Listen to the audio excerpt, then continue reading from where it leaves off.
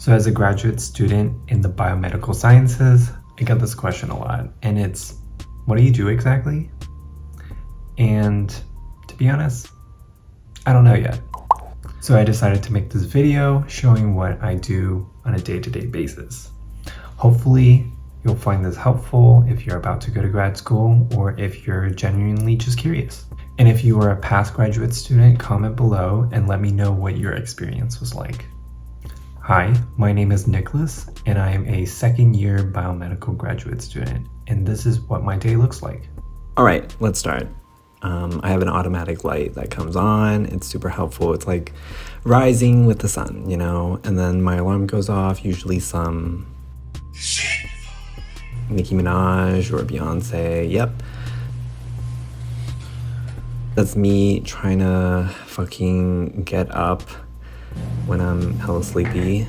I probably hate life. I am not a morning person. Struggle city. Here I'm making breakfast, tea, morning tea. I'm not a coffee person. I don't know. I've never been a coffee person. I usually drink black tea, Earl Grey. Sometimes I add milk, sometimes I don't.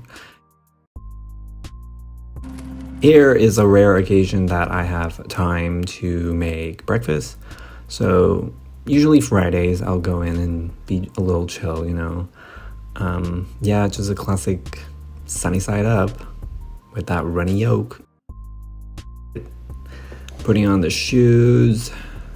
Yes, I do like to stay fashionable. Just kidding.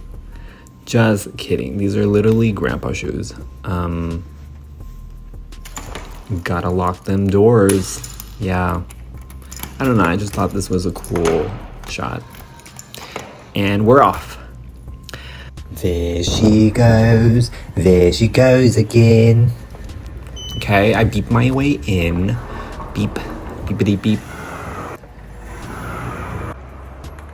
Sometimes life gives you right, sometimes life gives you left.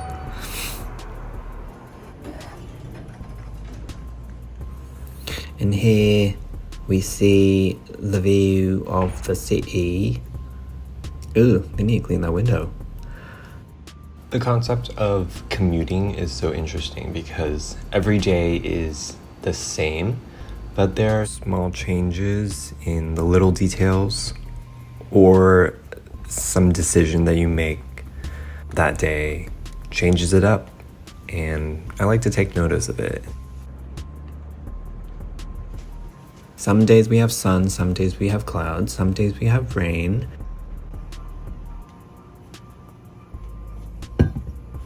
Yeah, usually I have the blinds pulled up, just it wakes me up. I try to, get as much sunlight in my eyes as possible. And the day begins. So I'm just sanitizing my gloves and workspace. We have a little time lapse of me running an experiment. I believe I am isolating some RNA from cells. So here I'm running a different set of experiments on the same day, but later that day. So we'll usually stack different experiments on the same day if we have time, and they'll test different things, but all contribute to the same project or conclusion that you're trying to get after. Yeah, I keep all my supplies in my drawers, try to keep my station clear and organized, because there's a lot of materials and reagents, and it just helps. Also, labeling, very important. Okay, so this is another experiment of me collecting RNA from tissue. So I collect heart tissue that I will Disrupt with harsh chemicals like trizol and chloroform, and then I put that through a spin column to extract out pure RNA. So the lab that I was in before was really nice, and it was in a new building with new equipment.